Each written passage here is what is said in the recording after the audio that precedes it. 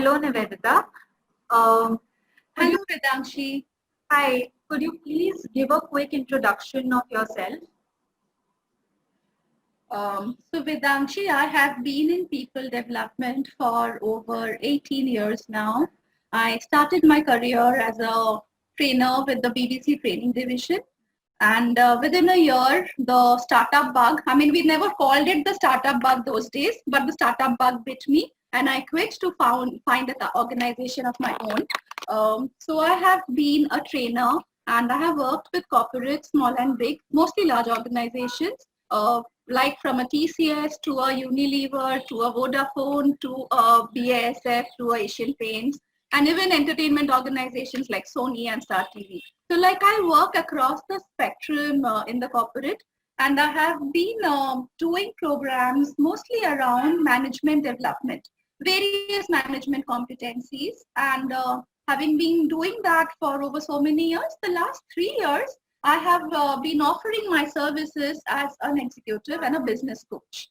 So that I do a lot of corporate coaching. I mean, for corporates, and also I do take up individual clients too. And that is where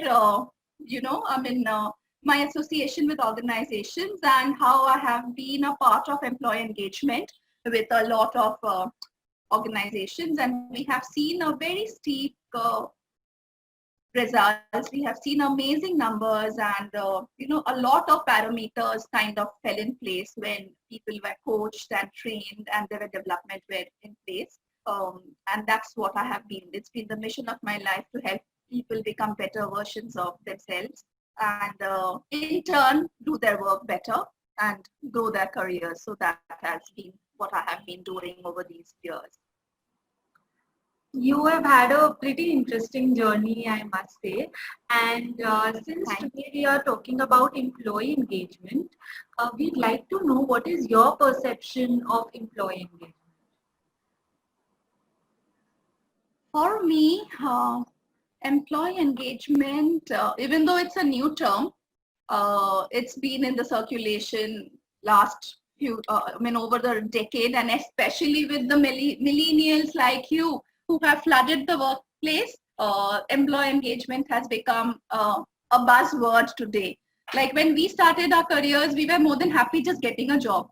And once we got a job, we were more than happy just keeping the job. It was more from the employee perspective that all these thoughts happen, that, how do I make myself, how do I justify my position in the organization? But with the change, with the evolution of time, the perceptions of what a job means has evolved. Like Vedangshi, you and your friends, I think for you, a job is just not a vocation. It's just not a means of earning a money. It has become much, much more than that. It has become a part of your identity. And only when the work that you do resonates with what you are as a person, that is the time you feel engaged. That is the time. So your employment is not just, as I repeat, it's just not a source of sustenance financially for you. It has to be a source of sustenance emotionally. It has to be a sustenance mentally. It has to stimulate you mentally. And even your value systems, when all of these are addressed, that is where an employee gets engaged.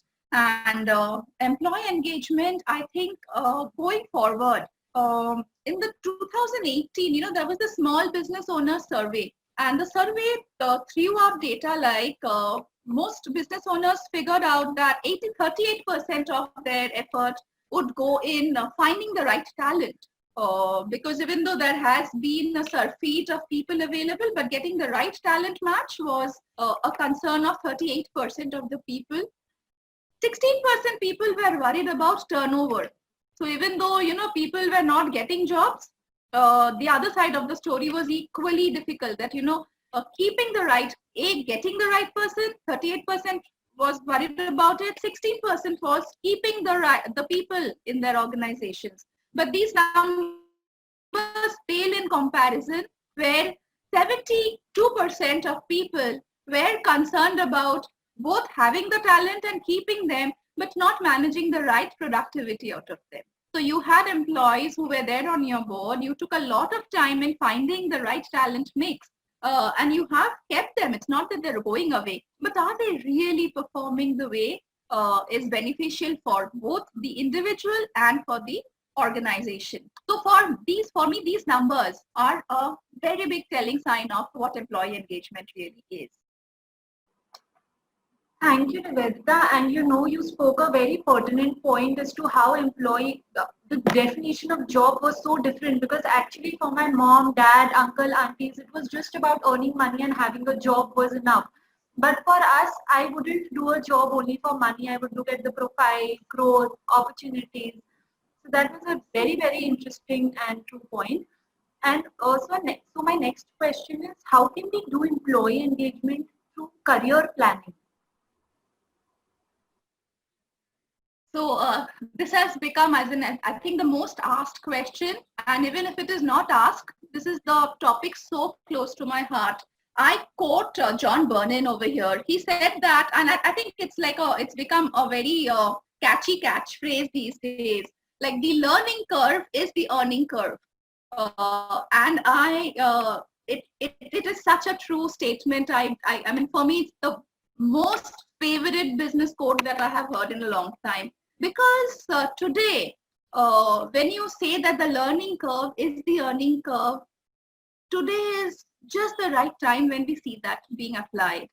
So when, as you said, people are not only looking for money, but they're looking for development. They're looking for growth. They are looking for growth again, not only in terms of, from an assistant manager, I've become a manager, and then I become a senior manager and a very senior manager. It's not only about the roles. It is about how much they have grown, how much they have developed while they are doing a particular job. And that the earning curve, as we call it, and when people build up their skills, when an organization helps a person to identify that, whenever they are working on something, there are two questions which I feel every organization should ask to themselves about their employees, that what do I need to succeed in this job? When an employee is asked that question of the management, and the management is able to answer that, that is where the first step has been taken on employee engagement. So when I know how to succeed, it's not only about keeping a job. Like, as you said, it's not only about keeping a job and not being caught on the radar and not being wrapped on the knuckle that why didn't you do this? It is not about that. People are very smart. And thanks to IT, thanks to streamlining of processes, it's not a very big deal to figure out what it takes to do a minimum level survival job. But nobody is here to survive. Everybody is here to thrive. So for me, the word succeed, that what do I need to succeed in this job?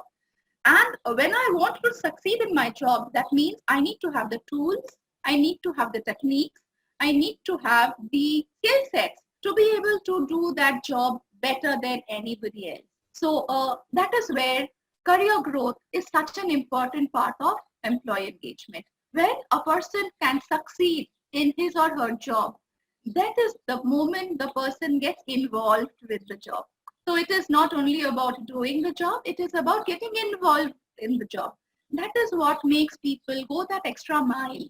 And I think if you talk about going the extra mile, the moment I have employees who are proactively going the extra mile, that means all my worries about keeping them engaged has been taken care of. I am no longer worried whether they are scouting around, whether they are doing other things while they are supposed to be at my job, because I have been able to inculcate in them the wish to succeed. And I have given them the opportunity. I have made them believe. Long time back, right in the early 1900s, we had Jack Welch talking about this. And that's something which I think is very universal, that you have to find out what makes an employee feel important.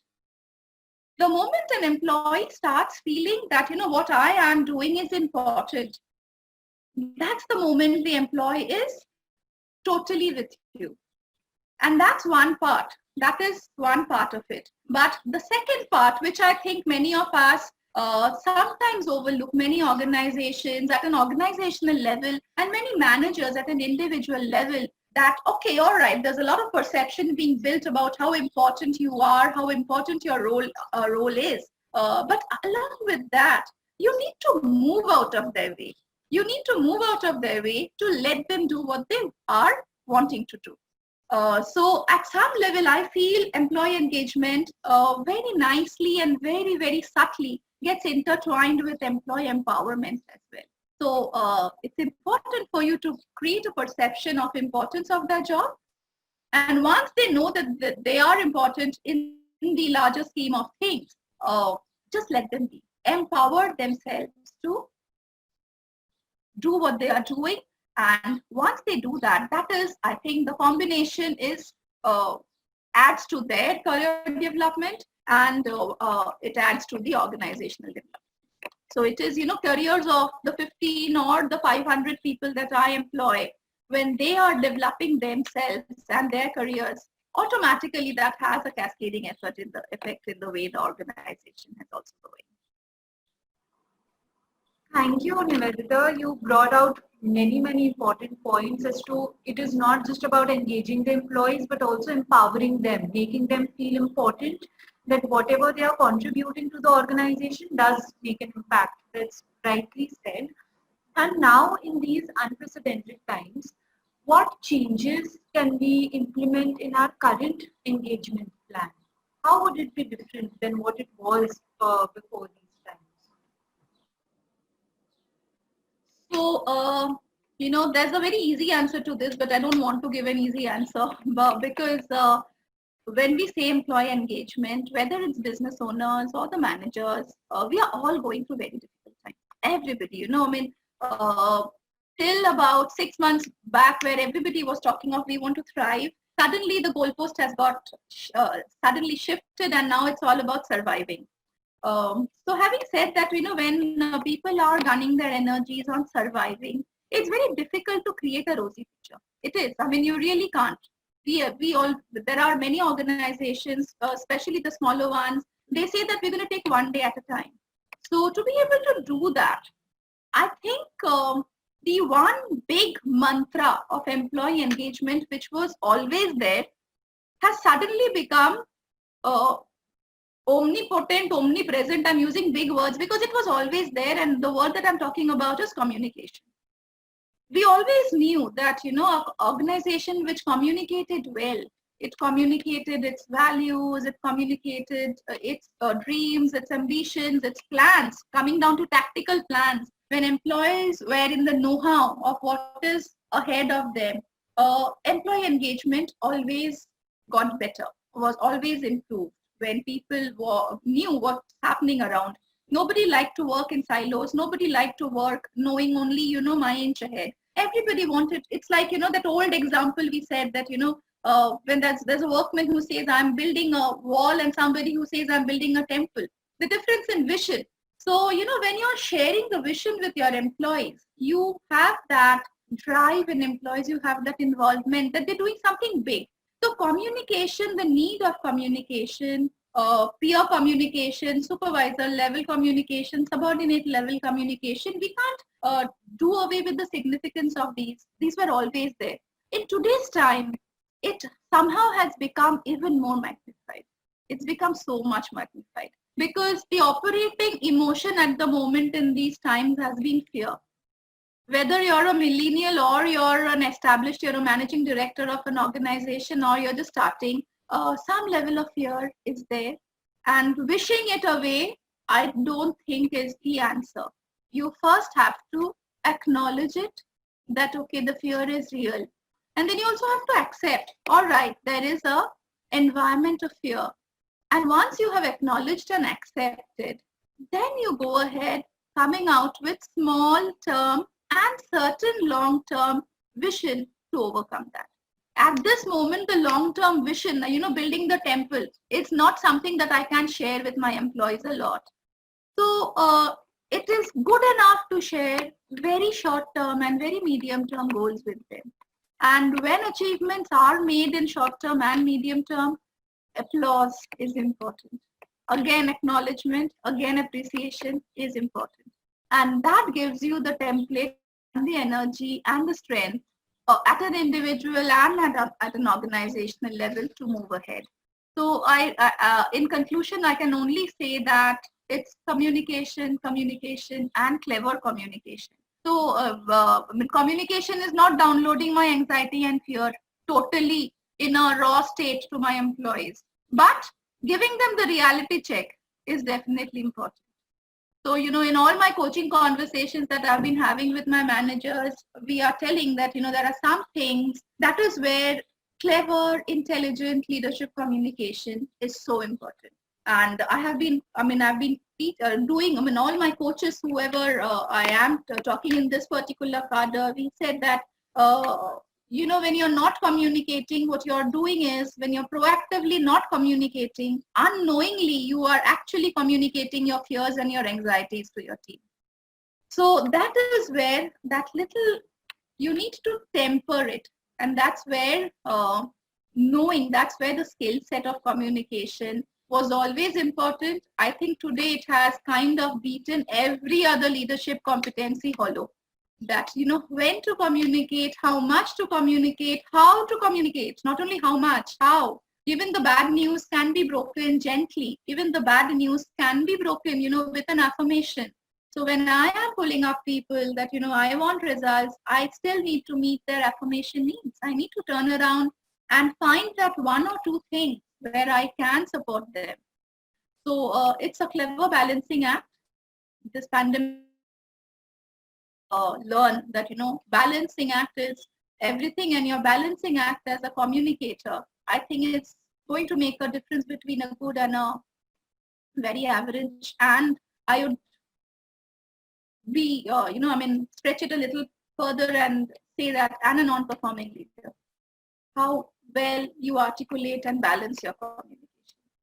So the pandemic this is the road ahead in this very unprecedented, difficult situations that we are going through. Nivedita, that's completely right, because at the onset, communication sounds very simple, but the importance of clear and transparent communication, like you said, can never be undermined. But what about the organizations who do not have open communication as a norm? How can they increase their employee engagement? A very simple answer would just be giving them a rap on the knuckle and say that, if it's now or never, you've never had open communication as a norm, this is the time for you to shape up. If it is now, you will not be given a second chance to ever do that. So rather than, giving them a very cushy and comfortable ideas as to, what they can do is, I feel it sounds blunt, but I think that's the only thing that you have to. There's absolutely no, if it was not the norm, please pull up your socks and make it the norm.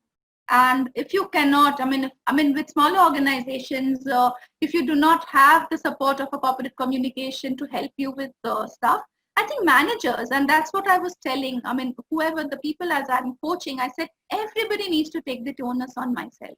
It's fine that my organization doesn't have a culture, but I am responsible. See, I'm a manager and I have a 12-member team reporting on to me. So let me out of the jobs, what are the tasks which I am going to be directive, and what little space do I have in trainer and a coach. I have gone course. I have been telling this to my clients that all learning need not be formal. You need not invest in a coach and a trainer. I'm kind of cannibalizing my own market by telling that. But in a perspective, I always say that you don't have to get them a coach and a trainer for them to learn things. Let them take their small decisions. Let them make mistakes. The learning that they get out of that mistake is so powerful. And that is where the kind of trust you gain that, Vedangshi, when I say you're a manager and you've let someone learn from their mistakes, knowing fully well You were guiding them, hoping but holding their hands, but let them tumble and fall. They turn back and they are so grateful to you that, sir or ma'am, you knew that this was not the right way. You still let me go ahead because you wanted me to learn the ropes by doing them myself. So learning always need not be a formal learning. So next to communication, I feel invest in people's learning. Invest it formally, invest it informally. Find out small tasks. Say you're deploying sales force. You've got a team of people who have got targets, and it's structured. And this is they are making calls and they are trying to convert them into sales. Within that, give them a small part. So whether it's about a new product or a new territory or a new line of customer segment, let them do their research and let them miserably fail. It's no problem. But the learnings they get out of it, it's going to be enormous. So you need again a balancing act over there that, of course, you're going to be directive in your communication, but at some places, be supportive. Give them space. If you cannot see that you're giving them a learning opportunity formally, let them learn informally. Encourage them to network. Encourage them to attend conferences, to meet more people, talk and learn from more people. So, and just when communication, you cannot suddenly change the culture, at least at an individual level, let managers, let small business owners, let people be a little more empowered to learn things, to experiment and learn in their own ways. That goes for a long, long way to harbor employee engagement, Vedangshi. And it's so powerful. I can't kind of impress upon you how powerful it is. It's just a leap of faith. It's just a leap of faith my managers need to take, my business owners need to take. Anyway, we are not doing, great shakes are not happening. So, abhi nahi to, I mean, if it's not now, then when?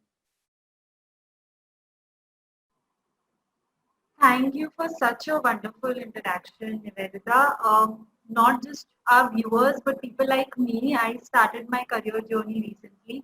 It also gave me a lot of different perspectives about employee engagement. So thank you so much. It's been my pleasure, a complete pleasure on my side, Vedangshi, to be talking to you. Same here.